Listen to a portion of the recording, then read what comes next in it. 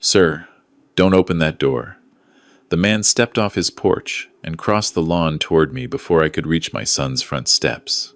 3 days later, I understood why those 5 words saved my wife's life.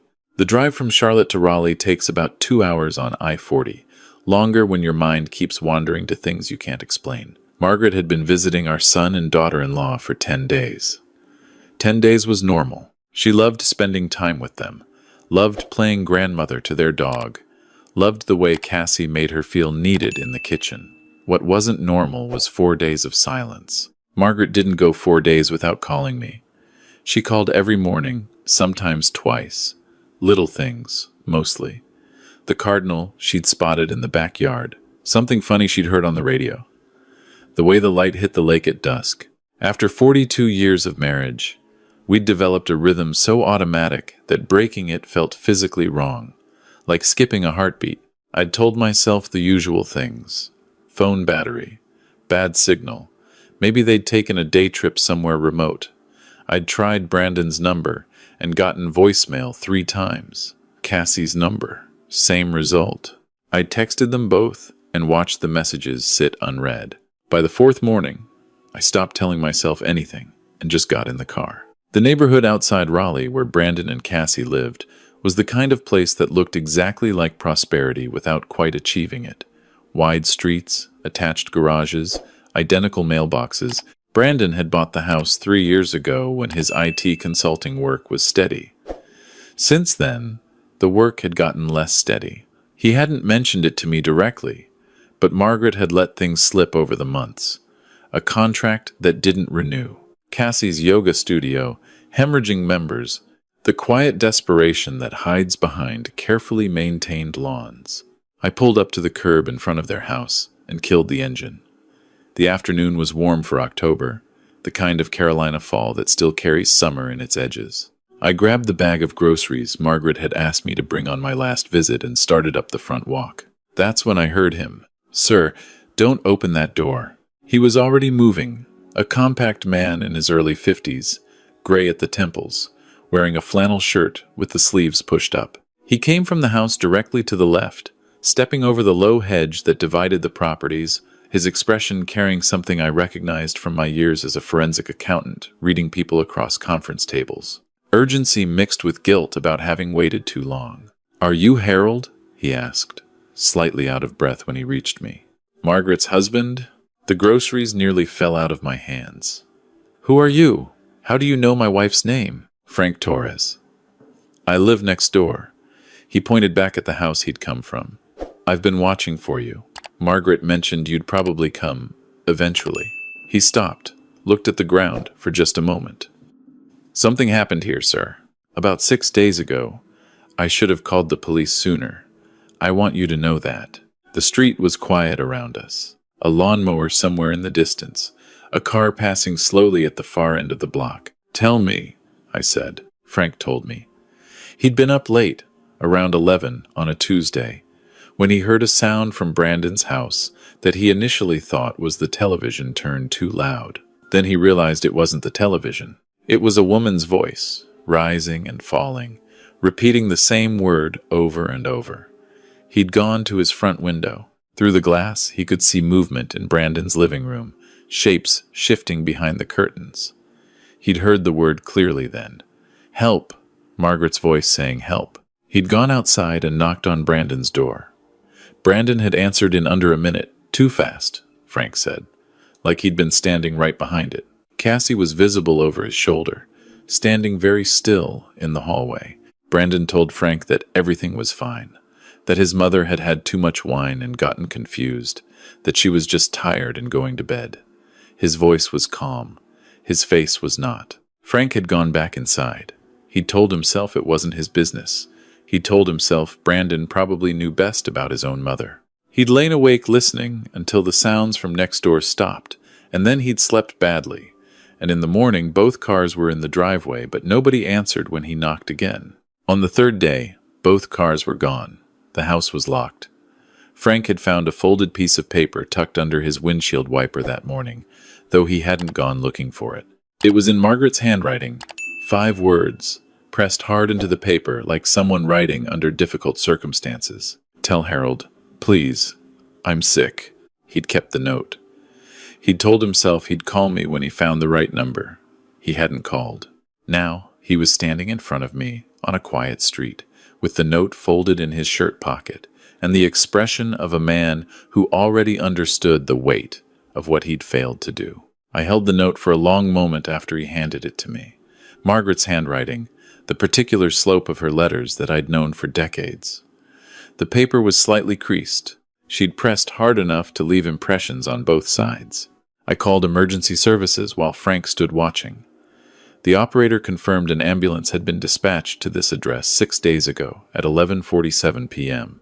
The patient, a woman matching Margaret's description, had been transported to WakeMed North in Raleigh.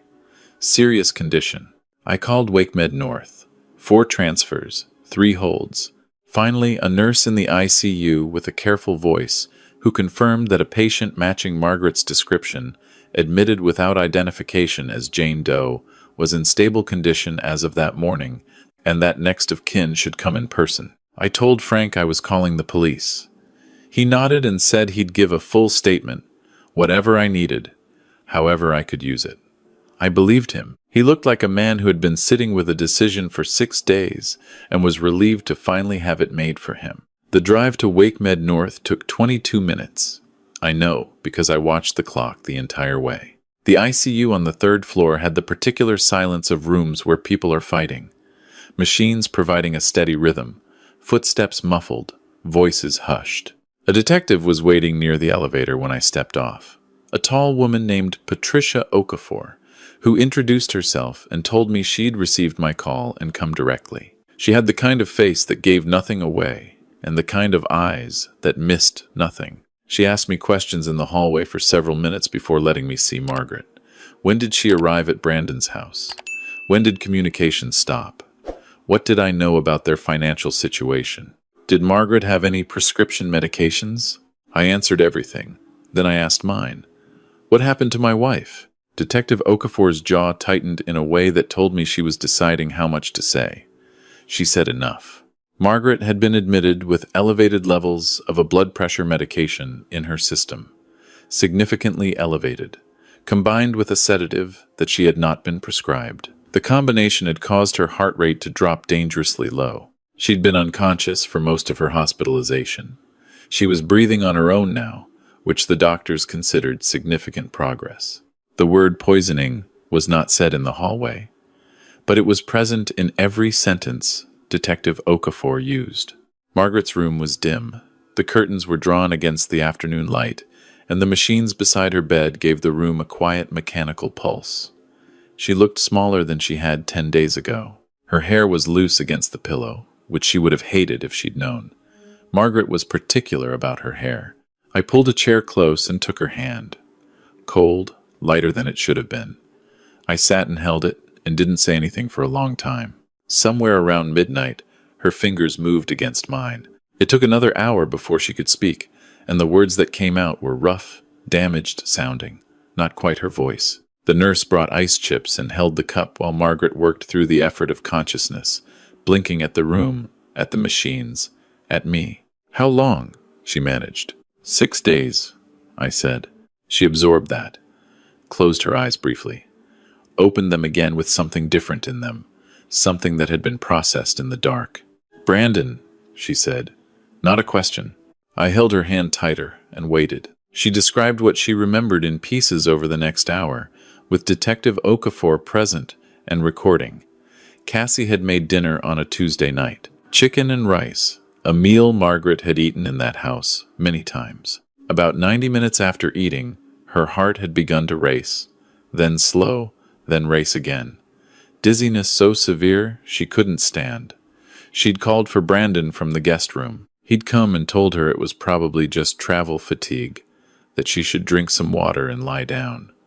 She'd asked him to call an ambulance. He'd said it wasn't necessary. Her heart, she kept saying. Something was wrong with her heart. She'd gotten herself to the hallway at some point, intending to find her phone. Cassie had been standing in the kitchen doorway watching her, not moving, not helping. just watching with an expression that Margaret described, her voice going flat and careful on the words, as patient. She'd made it to the front door. Brandon had been there, his hand flat against the wood above the handle. She'd said, "Please." She'd said, "Brandon, please, I need help." And he'd said, "Mom, you need to go back to bed. You're confused." She'd screamed after that. She remembered screaming. She remembered Brandon's voice through the door telling someone outside that everything was fine, just a nightmare, no emergency. Then, nothing, just waking up here. Detective Okafor stopped the recording and gave Margaret a glass of water in a moment. Then she asked, quietly, whether Margaret knew if Brandon or Cassie had access to any medications, blood pressure medications specifically, or sedatives. Margaret thought for a moment. She told Okafor that Cassie had mentioned high blood pressure at some point last year, that there were pill bottles on the bathroom counter in the master bedroom, that she hadn't paid attention to the names. After Okafor left, Margaret turned to look at me directly for the first time. Her eyes were clearer now, steadier. "Did you already know?" she asked. "I suspected," I said. "The finances, the questions about the estate. I suspected for a while that something was wrong. I told you it was nothing. You told me family doesn't think the worst of family." She looked at the ceiling. "I was wrong." I squeezed her hand. "What are you going to do?" she asked. "Everything I know how to do," I said. 31 years as a forensic accountant teaches you one thing above all others. Money leaves marks. Every transaction, every transfer, every desperate decision made at 3 in the morning when the bills are due, all of it leaves a trail. People believe they can erase these marks. They cannot. The marks just get harder to read. I called Daniel Marsh the next morning. Daniel had worked alongside me for 12 years at the firm, handled the investigative side of cases while I handled the financial architecture. He was semi-retired now, but he owed me 3 favors, and I intended to collect one of them immediately. He called back in 48 hours with a file that I read at Margaret's bedside while she slept. Brandon's consulting business had lost its 2 largest contracts in the same quarter 8 months ago. Combined revenue loss, just under $200,000 annually. Cassie's yoga studio had closed in September, 1 month before Margaret's visit, with $47,000 in outstanding debt to vendors and landlord. Their mortgage was 63 days past due. A lender had filed a notice of default 2 weeks before Margaret arrived. On top of that, Brandon had opened 3 separate lines of credit in the past year, maxing 2 of them. The third was current, barely, funded by cash advances from the other 2. Total personal debt, not counting the mortgage, $118,000. Margaret and I had built a careful life over 42 years. The house in Charlotte was paid off. My retirement accounts totaled $940,000. The investment portfolio Margaret had managed with quiet, steady competence since her nursing career ended held another $680,000. Our estate, as it currently stood, was worth roughly $2.3 million, all of it passing to Brandon as our only child under the will we'd signed 6 years ago. Daniel had found one additional item. Brandon had called an estate planning attorney in Raleigh 9 weeks before Margaret's visit. The attorney's receptionist had confirmed the appointment in a brief conversation.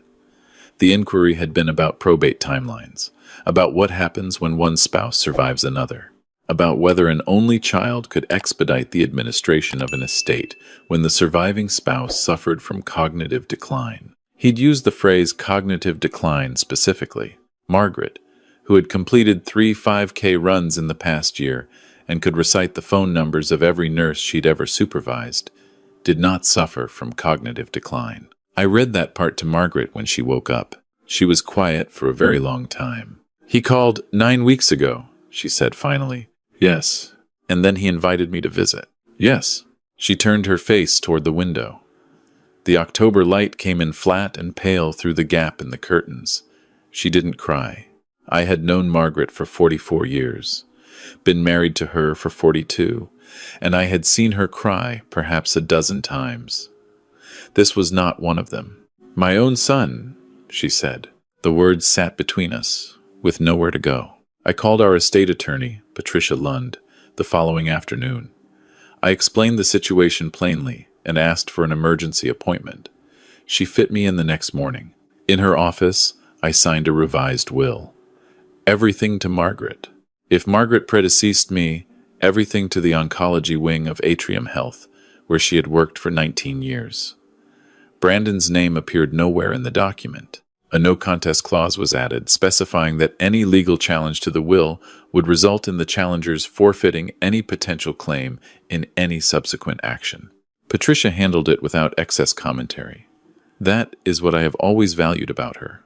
Detective Okafor called me Friday afternoon while I was sitting in the hospital parking garage going over Daniel's financial report for the third time. "We executed a search warrant on your son's residence this morning," she said.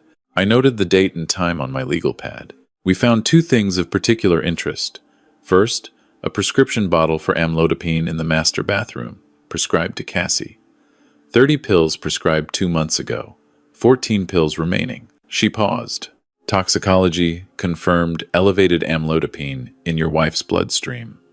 Combined with the lorazepam we also found, the dosage was consistent with intentional rather than accidental exposure." "What was the second thing?" I asked. "Brandon's laptop. Browser history going back 7 weeks. Another pause. Searches for amlodipine overdose cardiac effects. Lorazepam combined with calcium channel blockers. How long does it take for beta blocker overdose to be fatal? Undetectable poisoning methods in food." I wrote each item down in my shorthand, the same way I had written case notes for 3 decades. "That's premeditation," I said. "It's consistent with premeditation," Okafor said carefully. "The DA's office is reviewing now. I wanted you to know." I called James Whitfield next. Jim had been my attorney for personal matters since before Brandon was born. Civil litigation, estate disputes, the occasional complicated transaction. He was 71 now and handled only the cases that interested him. This case would interest him. He answered on the second ring and listened for 12 minutes without interrupting, which is how I knew he was already building something in his mind.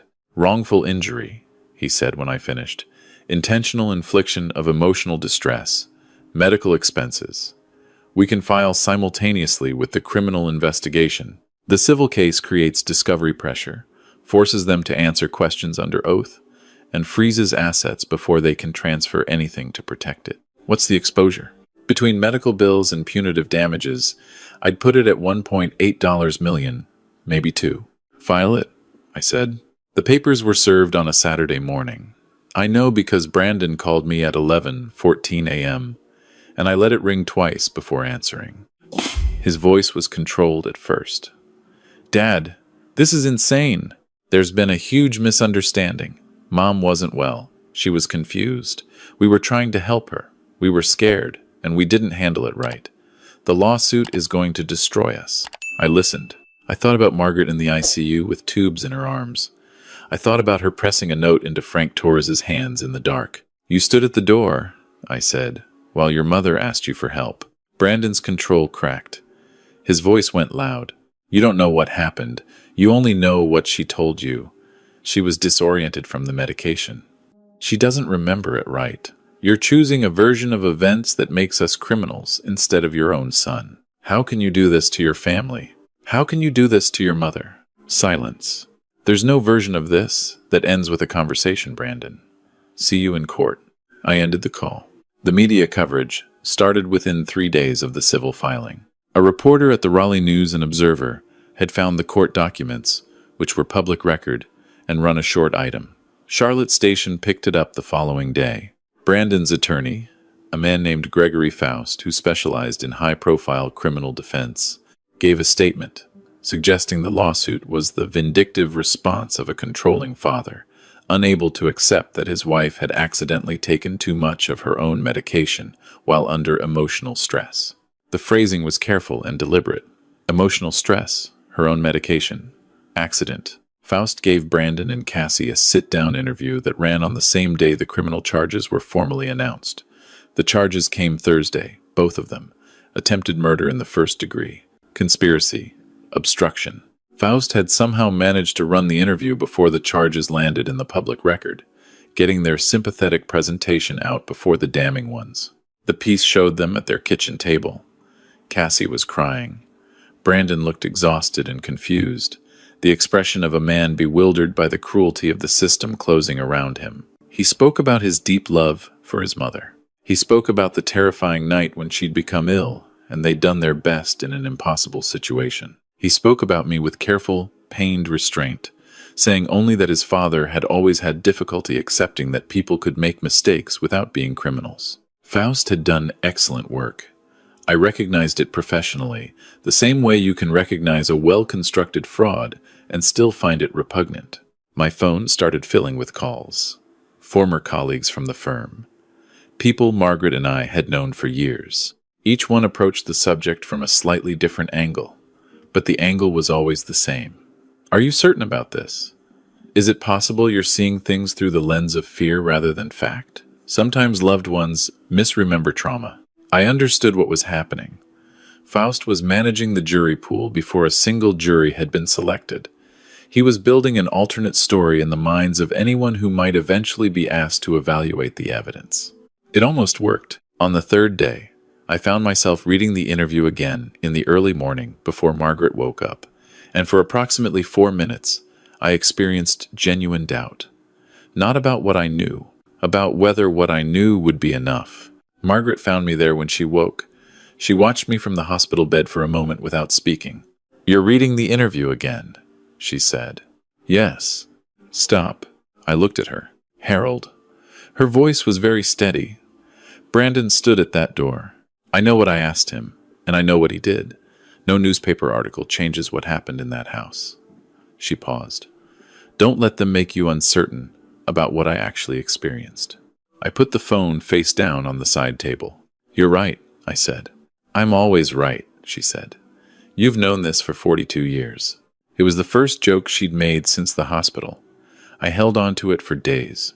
The civil case produced its first major result on Tuesday. Jim Whitfield had filed for an emergency asset freeze, presenting Daniel's financial analysis to the court. Judge Calloway reviewed the motion and granted it within 24 hours. Brandon and Cassie's bank accounts were frozen. No property transfers permitted.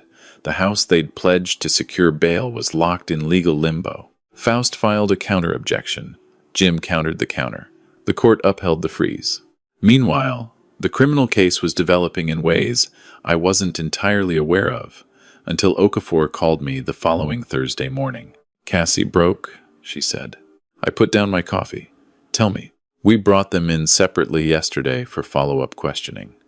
Standard procedure when we have contradictions between initial statements." Cassie held for about 40 minutes. Then her attorney stepped out briefly to take a call, and she just started talking. Okafor's voice was measured. She said it was Brandon's idea from the beginning, that he presented it to her as the only solution after the second contract fell through and the studio debt hit.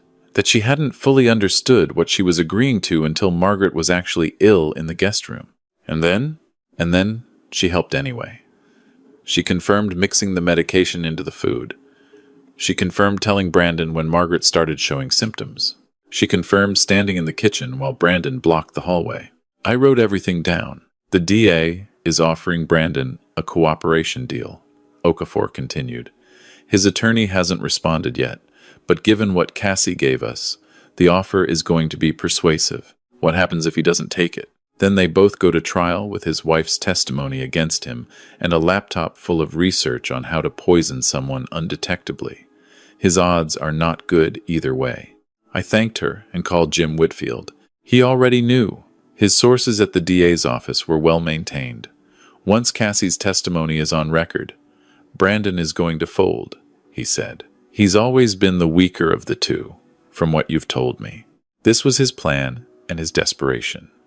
When the consequences become concrete, people like Brandon discover that loyalty has limits. 2 days later, Brandon accepted the cooperation deal. He sat for a deposition that lasted 6 hours, according to Jim's contact at the DA's office, and confirmed every detail of the plan.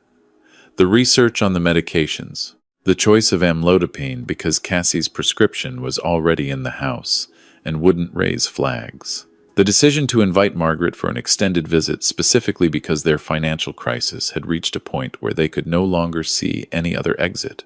The discussions that had gone on for weeks before her arrival. The night itself, Brandon's own account, Margaret asking him for help, and his answer being to close the door. He said that last part with what the detective present described as minimal visible emotion. That detail, when Jim reported it to me, affected me in a way I hadn't expected. Not the cruelty itself. I'd known about that for weeks. The calmness, the way a person could make a choice like that and then describe it afterward without flinching. Jim called on a Tuesday with the final update on the cooperation deal. Brandon pleads to attempted murder second degree, 12 to 15 years, eligible for parole at 10.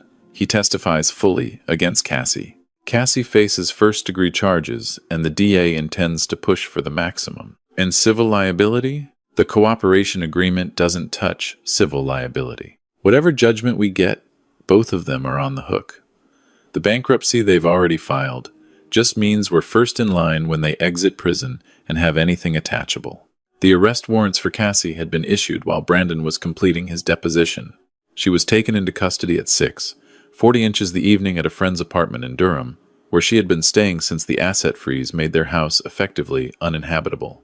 I told Margaret that night. She was in the living room of our Charlotte house, finally home after 3 weeks of recovery. She'd been sitting with a book open in her lap, but not reading it, which she did now sometimes, sitting with the shape of a normal activity while her mind worked through something private. She looked up when I came in.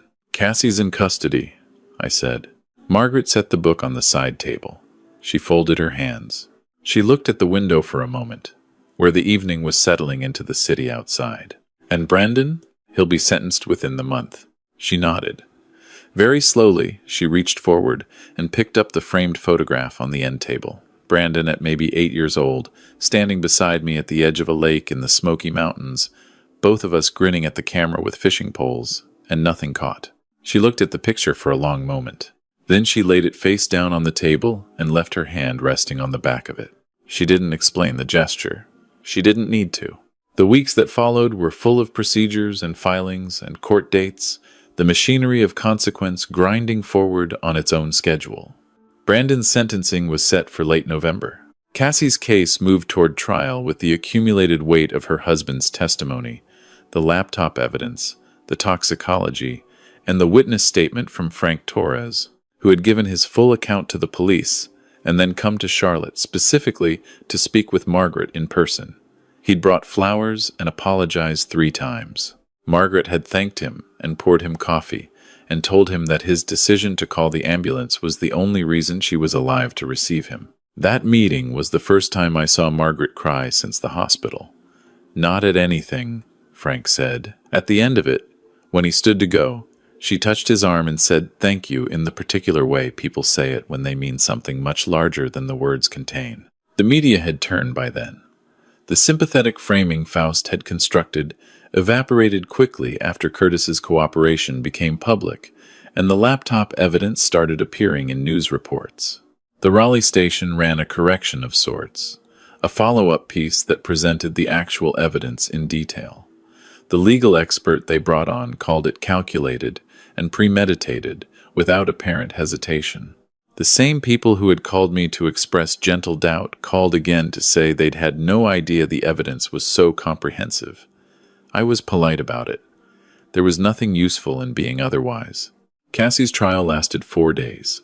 With Brandon's testimony, the toxicology, the search history, and Frank's statement, there was not much for her defense to work with. The jury deliberated for 7 hours and returned a verdict of guilty on all counts. Attempted murder in the first degree, conspiracy, obstruction of justice. She received 18 years. Parole eligibility at 15.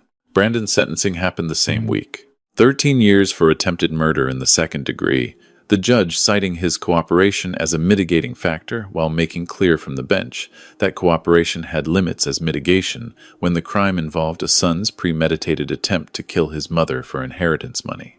I was in the courtroom for both proceedings. Margaret was beside me. We sat in the 3rd row, close enough to see their faces.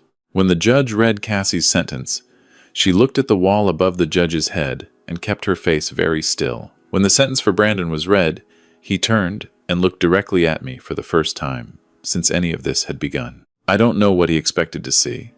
I kept my face exactly as I had learned to keep it in 31 years of courtrooms. Patient, attentive, resolved. He looked away first. The civil judgment came 3 weeks later. Judge Whitmore awarded us $1. $7 million. The full amount requested, covering Margaret's medical expenses, rehabilitation costs, ongoing therapy, and punitive damages reflecting the deliberate, premeditated nature of the harm. Brandon and Cassie had both filed personal bankruptcy, and their assets at this point amounted to very nearly nothing. The foreclosed house had sold at auction for less than the mortgage balance. Bank accounts had been empty since the freeze. Jim Whitfield explained the judgment to me over the phone with the calm pragmatism of a man who has spent 50 years in law. We'll never see a dollar of it in the near term. But the judgment doesn't expire. It attaches to any future earnings, any inheritance they might receive, any settlement or windfall. If either of them ever has money, we can pursue it. And it's public record. Permanent documentation of what they did and what they owe. That's enough, I said. Most people want the money. Most people weren't forensic accountants, I said. I know what a permanent public record does to someone's financial future. That judgment follows them out of prison. That's the appropriate consequence. The month after sentencing, I received a letter. It had been processed through the prison mail system and carried the institutional stamp of the correctional facility where Brandon was beginning his sentence. The return address was in his handwriting. I recognized it immediately. He had my handwriting, the same slope, the same tendency to crowd letters at the end of words. I'd always noticed that without thinking much about it. I opened it at the kitchen table. 3 pages. I read them once, carefully, the way I'd read every financial document and every piece of evidence in this case. Looking for substance. Looking for genuine meaning beneath the surface. Brandon wrote about the debt, about the pressure that had built until he couldn't see past it, about the months of sleepless nights and the desperation that had led him to a conclusion he described now as delusional. He wrote that he loved his mother. He wrote that he was sorry. He asked if there was any path forward, any version of the future where what he had done could be acknowledged and forgiven, and the family could find its way back to something. I read it twice. Then I read the part about finding a path forward a 3rd time. Then I got a piece of paper and wrote a response. 1 page. Brief. Brandon, you researched how to kill your mother for 7 weeks before she arrived. You blocked the door while she begged you for help. You stood in that house watching her die and chose to do nothing. The courts have addressed what that means legally. This letter addresses what it means otherwise. There is no path forward. There is no family to return to. Any future correspondence should go through my attorney. I signed it and sealed it. Margaret was in the garden when I came to find her. October again, almost exactly a year from when this had started. The same flat Carolina light in the afternoon sky. She was cutting back the last of the season's herbs, her movements unhurried. She looked up when she heard my footstep on the stone path. Letter from Brandon, I said. She looked at me for a moment. What did it say? That he was sorry and wanted to know if there was a path forward. What did you write back? That there isn't one. She turned back to the garden. She worked in silence for a moment, her hands steady with the pruning shears, and then she said, "Good." We didn't speak about it again that day. There are things you believe about family when you are building one. That blood is a foundation that holds no matter what weight is placed on it. That love between parents and children is not transactional, cannot be corrupted, will not break under the pressure of ordinary hardship. You believe these things and you build your life on them, and you never think to question whether the foundation is actually there until something shows you the empty space underneath. Margaret and I sat on the back porch in November, the evening after we'd had the estate documents revised for the final time. The hospital, where she had worked for 19 years, would receive everything after us. We'd added a provision for Frank Torres as well. A meaningful gift, not enormous, the kind of specific acknowledgement that comes from understanding exactly how close the outcome might have been without one person's willingness to act. The city was quiet at that hour. Leaves down, the trees bare, the neighborhood still. "Do you regret it?"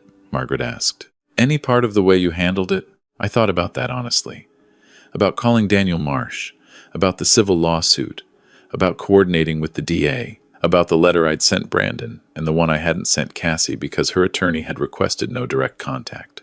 No, I said. I'd make every choice again, even cutting him off completely. Especially that. Margaret reached over and took my hand. The same hand she'd held in hospital rooms and courtrooms, and 31 years of ordinary evenings. She held it the same way she always had, with both of hers slightly colder than mine. I spent a long time in that hospital bed trying to understand how he got there, she said. How a person raised in a decent family, with every reasonable advantage, arrives at a decision like that. Did you find an answer? No. I think some people encounter a pressure point that reveals something that was always there. You can't know it's there until the pressure comes. She was quiet for a moment. I just don't want us to spend the rest of our lives trying to explain something that might not be explainable. All right. I want to go to Asheville next month, she said, and New Orleans in the spring. I want to use the money while we're well enough to enjoy it. All right, I said again, and I want you to call Frank Torres and invite him to dinner. He lives alone. I don't think anyone has cooked him a real meal in some time. I'll call him tomorrow. Tonight, she said. I called Frank Torres that evening from the back porch while Margaret made tea in the kitchen. He answered on the third ring, surprised, then genuinely pleased. He said he'd drive up from Raleigh the following weekend if the invitation was real. It's real, I told him. After I hung up, I sat for a few minutes in the dark with the cold phone in my hand, looking at the lights of the city spreading out beyond our yard. All those ordinary windows, all those ordinary evenings, people going about their lives inside the specific weight of whatever they were carrying. A year ago, I had driven a familiar highway, worried about a wife who wasn't returning my calls, telling myself simple explanations had to exist. They hadn't, of course. The explanation was not simple at all. It was the oldest kind of story. A family's love tested against greed and found to be, in one direction at least, hollow all the way through, but not in every direction. Margaret had survived. We had fought for her. Frank Torres had made one phone call in the dark that changed everything. The machines of the law had done what they were built to do, imperfectly and slowly and with tremendous friction, but they had done it. I had asked for accountability and received it. That was enough to build a life forward from. Not a complete repair. Scars like this don't close entirely, but a foundation. The same one I had believed in before I had reason to question it. Not restored through innocence, but through something harder and more durable. Through what we'd proven we were willing to do for each other when the simple explanation turned out to be wrong. Margaret brought 2 cups of tea to the back porch and sat beside me. We held our cups. We looked at the November sky, which was clear and dark and enormous above Charlotte. Thank you, she said. You don't have to thank me. I know I don't have to, she said. I want to. We sat together for a long time after that, not saying much, in the way of people who have spent 42 years learning that some things are better held than spoken. The city lit the edges of the sky. Somewhere nearby, a neighbor's porch light came on, its small brightness absolutely ordinary, absolutely enough. If this story reached you tonight, it means you were paying attention. Please share it with someone who should hear it too.